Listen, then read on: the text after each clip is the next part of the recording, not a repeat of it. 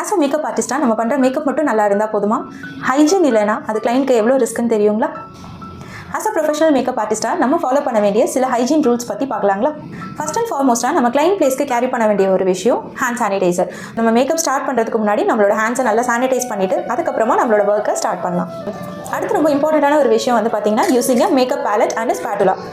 Cream or liquid products வந்து பார்த்தீங்கன்னா டேரெக்டாக கிளைண்ட்டோட ஃபேஸில் அப்ளை பண்ணுறது, அப்படி இல்லைனா ப்ரெஷஸை வந்து அதில் டேரெக்டாக டிப் பண்ணுறது, இந்த மாதிரிலாம் இல்லாமல் அந்த ப்ராடக்ட்ஸை நம்ம வந்து பேலட்டில் எடுத்து யூஸ் பண்ணும்போது அது இன்னுமே ரொம்ப ப்ரொஃபஷனலாகவும் ரொம்ப ஹைஜீனிக்காகவும் இருக்கும். ஃபார் எக்ஸாம்பிள் இது வந்து பார்த்தீங்கன்னா ஒரு க்ரீம் கன்சீலர் பேலட். இதில் வந்து ப்ரெஷ்ஷை வந்து நீங்கள் டேரெக்டாக டிப் பண்ணாமல் ஸ்பேட்டுலாவில் நீங்கள் கொஞ்சமாக ப்ராடக்ட் எடுத்து பேலட்டில் வச்சுட்டு அதுக்கப்புறமா நீங்கள் இதில் வந்து பார்த்தீங்கன்னா ப்ரெஷ்ஷை டிப் பண்ணிவிட்டு நீங்கள் வந்து யூஸ் பண்ணலாம்.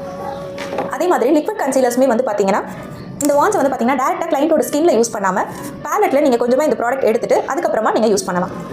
அதே தான் வந்து லிப்ஸ்டிக்கும். ஸோ லிப்ஸ்டிக்லையுமே வந்து பார்த்தீங்கன்னா டேரெக்டாக இந்த வான்ஸ் வந்து நீங்கள் கிளைண்ட்டோட லிப்ஸில் வந்து யூஸ் பண்ணாமல் ப்ராடக்ட்டை வந்து பார்த்தீங்கன்னா இந்த மாதிரி பேலட்டில் எடுத்துட்டு அதுக்கப்புறமா ப்ரஷ் யூஸ் பண்ணி நீங்கள் வந்து ப்ராடக்ட்டை அப்ளை பண்ணலாம். அப்படி இல்லைனா டிஸ்போசபிள் வான்ஸ்மே உங்களுக்கு கிடைக்குது. நீங்கள் அந்த மாதிரி வான்ஸ் யூஸ் பண்ணியும் வந்து பார்த்தீங்கன்னா அப்ளை பண்ணலாம். பட் டேரெக்டாக அந்த லிப்ஸ்டிக்கில் இருக்கக்கூடிய வான்ஸே வந்து மல்டிபிள் கிளைண்ட்ஸ்க்கு யூஸ் பண்ணாதீங்க.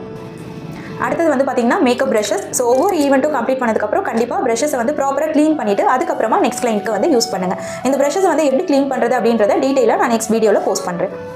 அதே மாதிரி நம்ம யூஸ் பண்ணுற காம்ஸ்மே வந்து ஒவ்வொரு ஈவெண்ட் முடிஞ்சதும் ப்ராப்பராக இதில் இருக்க ஹேர்ஸ் எல்லாமே வந்து ரிமூவ் பண்ணிவிட்டு க்ளீன் பண்ணிவிட்டு நெக்ஸ்ட் கிளைண்ட்டுக்கு யூஸ் பண்ணுங்கள்.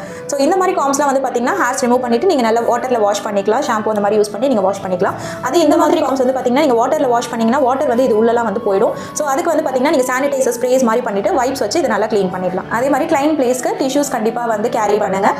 அனதர் இம்பார்ட்டன்ட் திங் வந்து பார்த்தீங்கன்னா மவுத் ஃப்ரெஷ்னஸ். ஸோ நீங்கள் வந்து உங்களோட மேக்கப் ஸ்டார்ட் பண்ணுறதுக்கு முன்னாடி ஒரு மவுத் ஃப்ரெஷ்னர் எடுத்துட்டு அதுக்கப்புறமா ஸ்டார்ட் பண்ணுங்கள். பிகாஸ் நம்ம வந்து கிளைண்ட் கிட்ட ரொம்ப க்ளோஸாக இருந்து ஒர்க் பண்ணுவோம் மேக்கப்லாம் வந்து பண்ணும்போது பார்த்தீங்கன்னா. ஸோ ஒரு மவுத் ஃப்ரெஷ்னர் எடுத்துட்டு நம்ம ஒர்க் பண்ணுறது இன்னுமே பெட்டராக இருக்கும்.